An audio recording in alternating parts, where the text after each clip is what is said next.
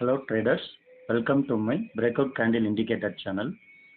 இன்னைக்கு June 5th Nifty இண்டெக்ஸோட பெர்ஃபார்மன்ஸை இன்னைக்கு பார்க்கலாம்.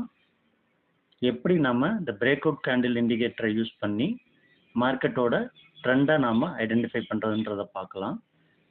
இந்த இண்டிகேட்டரோட செட்டிங்ஸை எப்படி நம்ம பண்றதுன்றத செப்பரேட்டா ஒரு வீடியோ போட்டிருக்கேன்.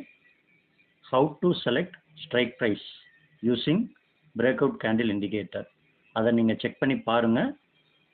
நம்ம மார்க்கெட் ப்ரீ ஓப்பன், அதாவது மார்க்கெட் பார்த்தீங்கன்னா கேப் டவுனா இல்லை கேப் அப்பா அதை டிசைட் பண்ணிட்டு ஒரு 9-8க்கு அப்புறம் பார்த்தீங்கன்னா நம்மளுக்கு வேல்யூ இண்டெக்ஸில் வந்து காட்டும். அதை பேஸ் பண்ணி நாம் அதை ஏடிஎம் ஸ்ட்ரைக்காக கன்சிடர் பண்ணிட்டு அதில் இருந்து நம்மளுக்கு மொத்தம் வந்து 8 ஸ்ட்ரைக் ப்ரைஸ் வந்து அடிஷ்னலாக வேணும், காலுக்கும் புட்டுக்கும். அதை எப்படி நாம் செலக்ட் பண்ணுறதுன்றத செப்பரேட்டாக ஒரு வீடியோ போட்டிருக்கேன், அதை பாருங்கள். அதை பார்த்தீங்கன்னா உங்களுக்கு புரியும். அப்படி நம்ம செட்டிங்ஸை செட் பண்ணிவிட்டு பார்த்தோம்னா அதுக்கடுத்து மார்க்கெட் எப்படி மூவ்மெண்ட் கொடுக்குதுன்றதை நம்மளுக்கு இந்த இண்டிகேட்டர் நம்மளுக்கு ஐடென்டிஃபை பண்ணும். வாங்க இன்னைக்கு எப்படி இண்டிகேட்டர் ஒர்க் ஆகுதுன்றதை பார்க்கலாம்.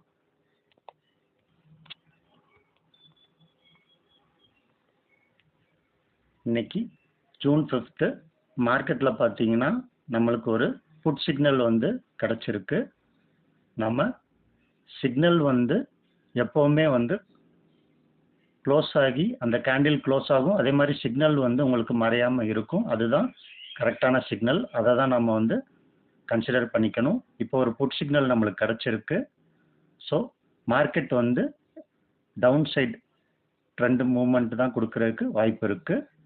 அதை நம்ம நியர்பை ரெசிஸ்டன்ஸ் எங்கே இருக்கோ அங்கே ஒரு ரேலி வந்துட்டு அதுக்கப்புறம் கீழே போகும்.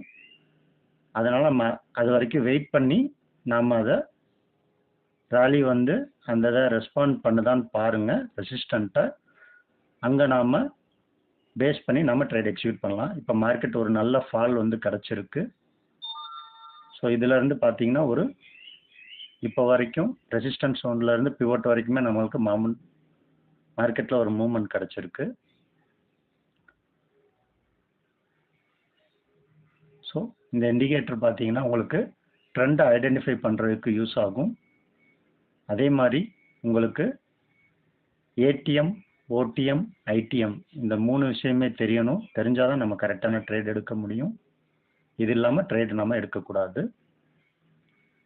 இப்போ மார்க்கெட்டில் என்ன தான் ஒரு மேலே வந்து ரிவர்சல் மறுபடியும் கிடைச்சாலுமே நம்மளுக்கு ட்ரெண்டு வந்து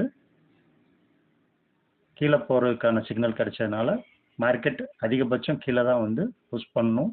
அதுதான் இங்கே நடக்குது. நம்மளுக்கு கிளியரான சிக்னல் வந்து கால் சைடு வந்தால் மட்டும்தான் மார்க்கெட் மறுபடியும் மேலே போகிறதுக்கான வாய்ப்பு கிடைக்கும். இப்போ பார்த்தீங்கன்னா நம்மளுக்கு புட் சிக்னல் தான் கிடைச்சிருக்கு. ஸோ மார்க்கெட் வந்து இப்போதைக்கு டவுன் ட்ரெண்டில் தான் இருக்குது.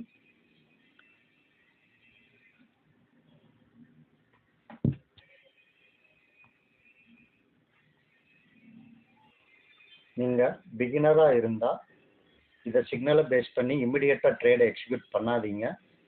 ஏன்னா நம்மளுக்கு சப்போர்ட், ரெசிஸ்டன்ஸ், பிவோட் லைன் இதெல்லாம் வந்து என்னன்னு தெரிஞ்சால் தான் நம்ம ப்ராப்பரான ட்ரேட் எடுக்க முடியும். அதே மாதிரி ட்ரெண்ட் லைன்லாம் நம்ம ஐடென்டிஃபை பண்ணணும். கேண்டில் ஸ்டிக் பேட்டர்ன் நிறைய இருக்குது. ஏடிஎம், ஓடிஎம், ஐடிஎம் கான்செப்ட்டு ஆப்ஷன்ஸில் இதெல்லாம் வந்து தெரிஞ்சால் தான் ப்ராப்பரான ட்ரேட் நம்ம எடுக்க முடியும். ஸோ பேசிக்காக இதெல்லாம் நம்ம என்னன்றதை தெரிஞ்சுக்கிட்டால் தான் ப்ராப்பரான ட்ரேட் வந்து நம்ம எடுக்கலாம்.